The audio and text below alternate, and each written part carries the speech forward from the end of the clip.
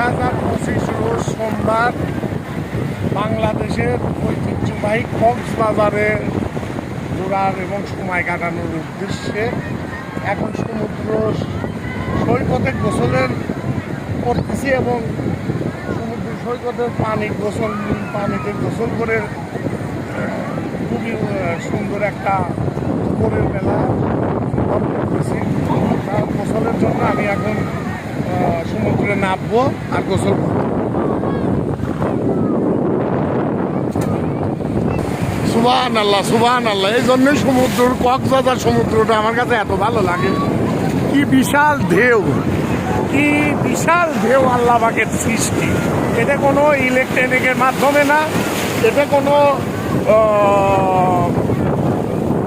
মানে মানুষের সৃষ্টির হাতে মানে হাওয়ার মাধ্যমে না, এটা প্রকৃতভাবে আল্লাহ পাকের সমুদ্রের যে একটা গর্জন, সমুদ্রের যে একটা পাওয়ার, এটা আল্লাহ পাক দিয়ে দিয়েছে। তার মধ্যে এই ঢেউটা কিন্তু বেশি দূর থেকে আসতেছে না, ঢেউটা আসতেছে অল্প, ঢেউ উঠে দেখেন বিশাল ঢেউ।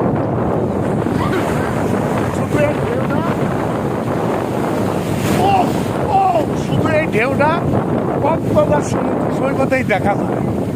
দেখেন কি সুন্দর নীল পানি আর ওরে বিশাল ঢেউ, আর এ ঢেউ নাকি বিশাল ঢেউ। এটা হচ্ছে এই জন্যে এটাই হলে কক্সবাজার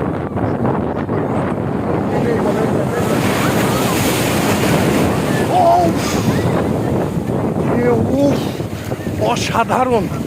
সুবহানাল্লাহ। কুয়াকাটাটা হলে খোলা পানি এবং খুবই খোলা, আর কক্সবাজারটা হচ্ছে নীল পানি, খুবই সুন্দর। সুবহানাল্লাহ। এই জন্যই কক্সবাজারটা আমার কাছে খুবই ভালো লাগে। এই সাইডটা অবশ্য লোক একটু নিচে ভিতরে কম আসে, দেখেন ঢেউটা